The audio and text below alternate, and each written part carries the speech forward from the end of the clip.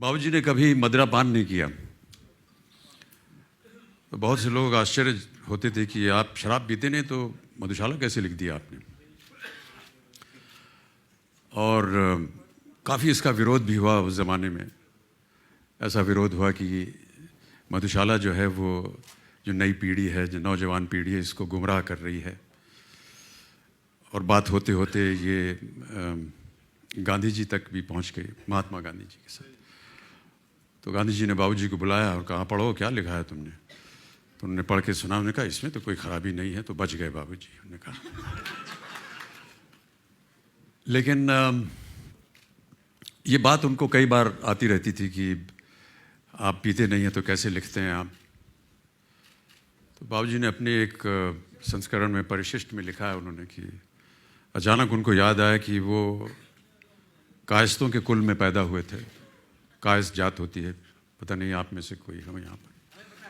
अच्छा राजू से बात। तो कायस्तों के कुल में पैदा हुए जो कि पीने के लिए बहुत मशहूर थे और प्रसिद्ध थे। और पृथ्वीराज चौहान जब अंधे किए गए और शहाबुद्दीन गौरी के दरबार में उनको लाया गया, अंधे होकर के उनको शब्द वेदी बाण चलाने की जब बात हो रही थी, तो उस समय चंद बरदाई जो कि दरबार में थे, उनकी एक रोसो छपी थी, जिसमें एक छप्पे में उन्होंने बयान किया था कि अलग अलग जाति के लोगों को अगर प्रधान बना दिया जाए, अलग अलग जाति के लोगों को अगर प्रधान बना दिया जाए तो उनका व्यवहार कैसा होगा। तो वैसे ही उन्होंने कहा कि ऐसे मन से उन्होंने सोचा, अभी याद नहीं क्या था वो रासो, कि क्षत्रिय होए प्रधान खाए खंडव दिखरावे।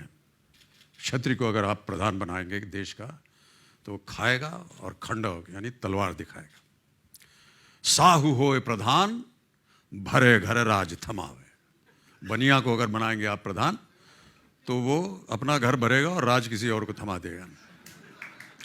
और कायत होए प्रधान हो निसी रहे पियंतो। तो दिन भर जो है वो पीता ही रहेगा कायस्थ। तो वहां से उन्होंने लिखा कि मैं कायस्थ कुलोद्भव मेरे पुरखों ने इतना ढाला। मैं कायस्थ कुलोद्भव मेरे पुरखों ने इतना ढाला कि मेरे तन के लोहू में है 75% हाला। और पुश्तैनी अधिकार मुझे है मदिरालय के आंगन पर। पुश्तैनी अधिकार मुझे है मदिरालय के आंगन पर। मेरे दादों परदादों के हाथ बिकी थी मधुशाला।